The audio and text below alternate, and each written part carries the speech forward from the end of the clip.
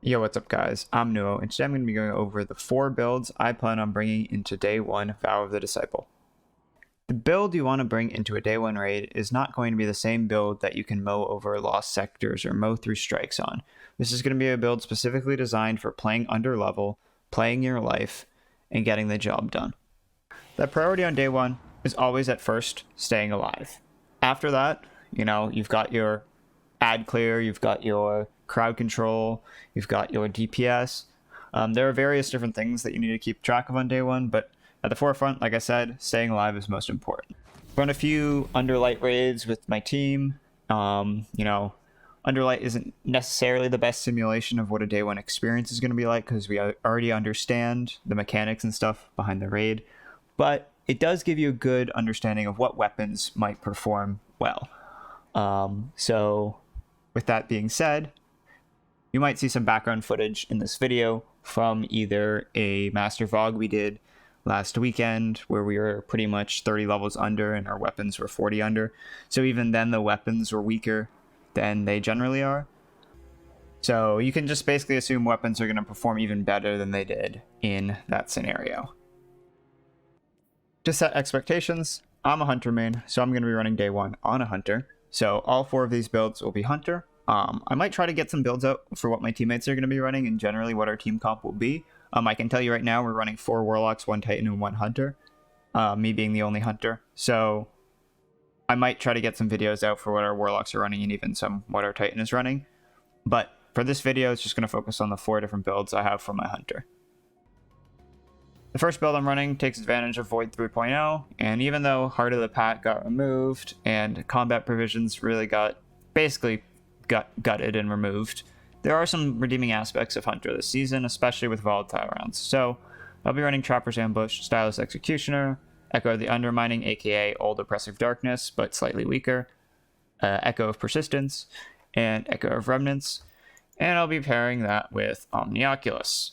So anytime I use my smoke on 2 or more people, I get it back. Anytime I go invisible, I have ×4 damage resistance, which is equivalent to a 50% damage resistance. You can see that in the description of the exotic. And mod-wise, I will be pairing that with Font of Might, Elemental Armaments. So Elemental Armaments will spawn Void Wells when I get kills with my Void weapons. Font of Might, just for that 25% damage bonus. I can also switch Font of Might out for Well of Tenacity if I feel like survivability is really a problem. I've got Volatile Flow, so when I pick up those Void Elemental Wells, I also get Volatile rounds from my gun. I've got Seeking Wells, so my wells track toward myself and my teammates, which is really clutch. Everyone on our team is going to be running Seeking Wells if they're running a well build, which means you're going to be able to get wells really easily, because that's how Seeking Wells works. As long as the person who makes the well has Seeking Wells on, it will track anyone. And then finally, Reaping Wellmaker. So when I dodge, my next weapon kill will spawn a Void Elemental Well. So I've got 2 ways to spawn Void Elemental Wells, and I benefit from the Elemental Wells in terms of Volatile rounds and Font of Might. The reason I'm electing to not use Well of Tenacity is because if I wanted to use Tenacity, I'd probably want to use Time Dilation. And then I probably couldn't use Seeking Wells or Volatile rounds, or I'd only have 1 way to spawn the Void Elemental Wells. So it starts to get weaker in other regards. And I also feel like, people like to compare Tenacity to Protective Light, but Protective Light worked when you needed it. Every time you got to Red Bar, you had Protective Light, almost always. So you got that 50% damage resistance when you need it. Well of Tenacity just gives it to you pretty much at random. It's really hard to control when you proc Well of Tenacity. And so the 6 second space really isn't helpful because you're most likely at full health if you're slaying out like that. So while it is nice for survivability, I don't think it's going to be necessary. But like I said, it is something you can switch to if you don't want to use Font of Might. But I believe, personally, it's not necessary, and I feel like just having that slight extra damage on my primary is going to be nicer. It's obvious. I'm running Funnel Web here. I've talked about it. I've got a Killing Wind Frenzy roll. Subsistence might be better, but on a Day 1 scenario, it doesn't really matter. I think Perpetual Motion is probably the best perk in this slot. Obviously, Frenzy. on a day one scenario. You're not going to be having Adrenaline Junkie up all the time. So yeah, Funnel Web is going to go hard with the volatile rounds. It's going to make me avoid Elemental Wells and my team with the Seeking Wells. So that's going to be a really good perk. We got Partner Dust for blinding and Gallahorn for killing Majors champions. Literally anything that has a decent amount of health. As for the rest of the mods, you know, I went over the combat style mods, but I'm also running Lucent Finisher, Special Finisher, and Overload Nades. So I make plenty of ammo for my team and my nades can overload. I am running 1 arc resist, 1 solar resist, well, sorry, 1 void resist and 1 thermo shocking plating, so I take reduced damage from any elemental damage in the game. I've got Rocket Scav and GL Scav on. SMG loader on for my Funnel Web, as well as overload rounds for my SMG if necessary. Overload rounds also work on enemies that aren't overload champions, right? If you are using your SMG as a primary, the enemies you're fighting do 25% less damage, even if they aren't overloads. So that's kind of nice. So you should have it on regardless. And on my helmet, I can make Void Orbs with Harmonic Siphon. Just, you know, more super energy. I decided why not. And I have GL Finder on, but I would actually probably prefer to have Rocket Ammo Finder on, because I'm not really going to be using my grenade launcher as much. That's it for the first builds. I'm not going to spend as much time on my secondary builds because they are basically extensions of this build. So second build we have is my Orpheus Riggs boss damage build. I just went into dim to change him. It's very similar. The real difference is I'm going to be using a Hothead with Field Prep Explosive Light, Lemon Arc for Ad Clear, and then an Ignition Code. I've also been farming out the Void Bow from this season. I don't remember what it's called, but it can roll with like Archer's Tempo and Explosive Head, and it's got a pretty nutty stats.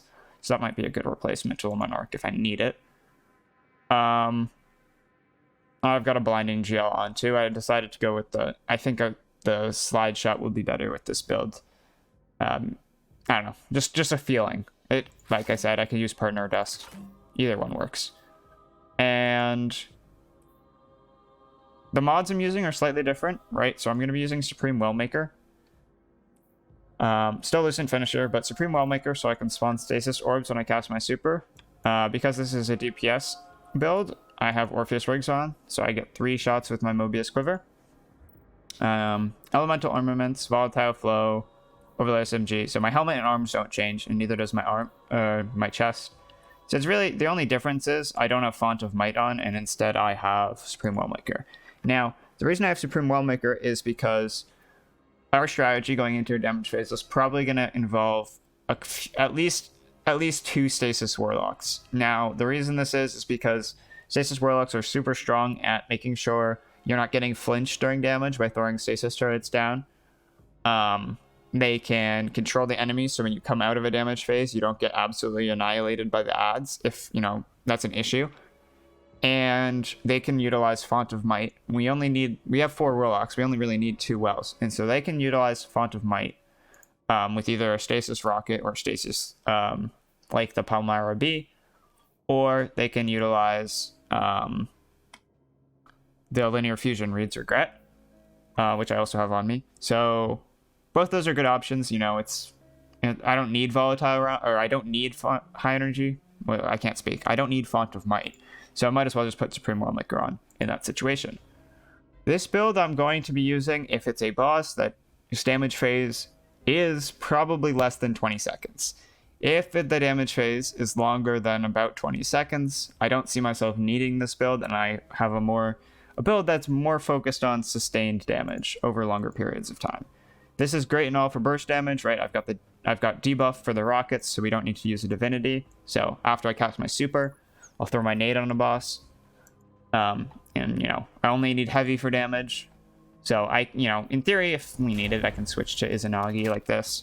But I don't, and then I would probably, if I'm doing that, I would probably throw on an auto-loading rocket to pair with Izanagi. But I don't think that's going to be needed. Because that leads me into my next build, which is another DPS build. This build is for those bosses that have the long boss fights, something like an Atheon, right? Like, I can just throw a clip up in the background while I'm talking of our team's Master Atheon kill. And the reason we used this loadout was because ammo drops really hard. We even had to use a permaflag. It's just, no matter what you use on Atheon, ammo economy is tough.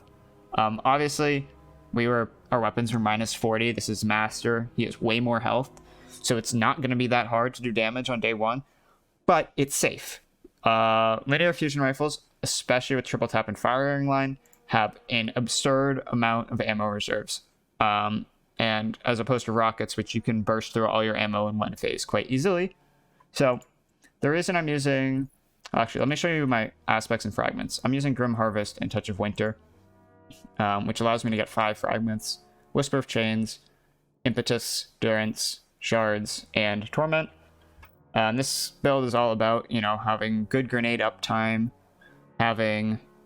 so I can, freeze ads. I've got Age Receptor on because double special gives me more heavy drops. So that's the reason I've got Age Receptor, and also pairs nice with the Stasis subclass. The 40% damage buff is also pretty nice on this thing.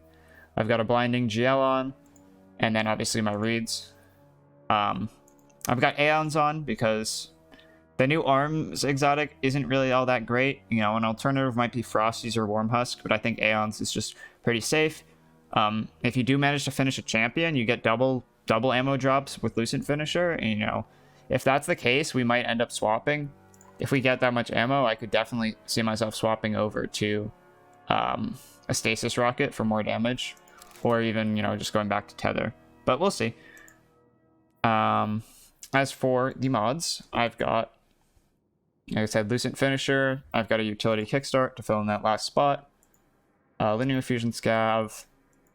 I've got my Artifice chest piece on. That's got Thermoshock plating, 2 Thermoshock platings, and it's got a Concussive Dampener on. And I can, with the new changes, I can switch this around. If I really need Void Resist, I can make this Void. It's only 20,000 Glimmer and costs 1 upgrade module, so that's not the end of the world. My Aeons, I've got my Seeking Wells on again. Overload SMG, GL Loader, and Trace Rifle Finder and Linear Fusion Rifle Finder. So, this build is all about utilizing Font of Might during a damage phase. I've got, like I said, Supreme Wellmaker, so I can cast my super in the middle of a damage phase and re-proc Font of Might, because I make those Stasis Shards. I've got One-Time Dilation mod on, which extends it from 10 seconds to 13 seconds. So if it's a 30-second damage phase, I pop my super after 13 seconds. A Well user will originally have Supreme Wellmaker on, then I can pop my super. Or alternatively, we pop our second Well, and then we have it for the rest of the damage phase. Elemental Shards, just because I'm already focusing on Stasis Wells, I might as well utilize Grim Harvest and get Stasis Wells. So my Age Receptor can also have Font of Might. Like, in a DPS encounter, you're not DPSing the whole encounter, right? There's another half of the encounter, and that's where teams usually struggle. So making sure your loadout isn't only for DPS is really important, right? Something like Tanix, something like Atheon, right? If you just build your entire loadout around DPS, you're going to be struggling in the other half of the fight. So that's why I have this on. That's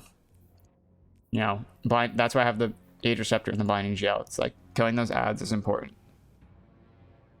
Last but not least, we have my secondary Stasis build.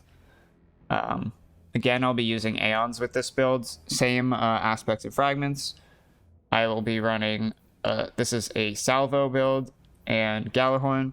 So this build is all about nades, right? We got 100 Discipline, Demo on this rocket. We got Touch of Winter on.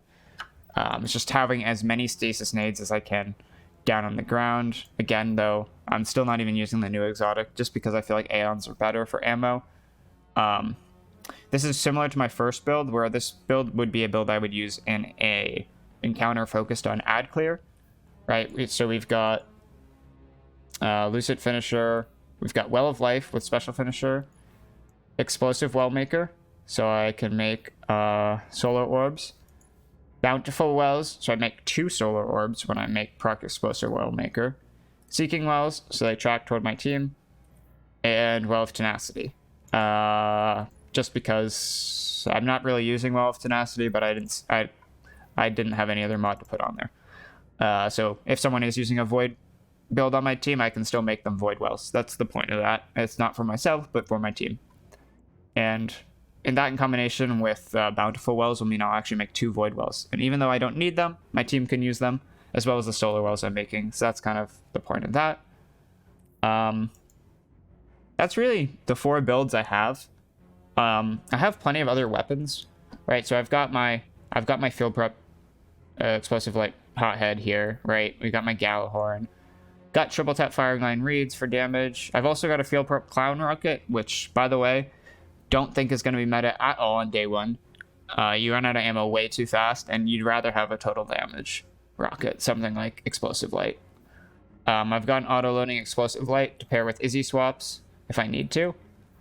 I've got an auto frenzy rocket, which could also pair with like an ad clear build if I don't have orbs on the ground a lot and just hanging on to it. Got an auto frenzy threaded needle, which might pair well nice with my omni build if I feel like instead of Galahorn I want to run a threaded needle for my heavy. This isn't going to be for DPS, but rather for like killing majors and stuff. And I've got my other half, how could you not bring that in? As for energy weapons, I've already talked about funnel web, salvo, O-rings. I do have a sniper on my triple tap Vorpal U-zoom. I've got a vouchsafe if range is more necessary, and I've also got a bow. Like I said, I'm farming for the bow with Archer's Tempo explosive head. This is just a placeholder for now. I wouldn't use this bow I'm not going to use this bow unless I get the good roll. But I have not been able to get the red frames to drop. So unlucky there. And then as for kinetics, I don't think I can even fit them all on my character, right? So I've got my multi-mock. Partner Dust, going to be one of the ones I use a lot more. We got the Ignition Code for more blinding. I already mentioned Izanagi, Age Receptor. Got Herbalist on because I don't ever want to be using Anti-Barrier Bow or Scout. It just takes way too long to break the shields. Just throw on Herbalist if you need an Anti-Barrier. Succession, just another sniper. Probably the best kinetic sniper in the game right now. Night Watch if I need a Scout. And Heritage, not necessarily for double slugging, but this is also a very good weapon for bursting down majors. I don't think we'll ever be double slugging just because, like I mentioned earlier, if you're using double slugs on a day 1, unless it's something like Templar Challenge, which was literally the entire point of that challenge was only damage. Don't do anything else besides damage, right? Commit everything you can to damage. Then we might use double slugs. But most encounters are going to be do damage, do the rest of the encounter for a bit, do damage. You're throwing if you're doing double slugs for that, unless you're, switching your weapons with a ton of special finishers, which most people aren't when they're still learning the mechanics of the raid. So that's the reason I only have 1 slug, and I didn't even bother with my Philo. I have plenty of blues in my vault to infuse stuff if, something comes up that I need. But these are the weapons I plan on taking. These are the builds I plan on taking. I do have a Warlock prepared just in case, but I don't think I'm going to ever need to switch on Hunter. Thank you guys for watching. If you liked the video, make sure to drop a like and subscribe. Make sure to tune into my Twitch stream Saturday at 1 p.m. Eastern and watch the race for World's Firsts. Yeah. All right, everyone. Have a good one.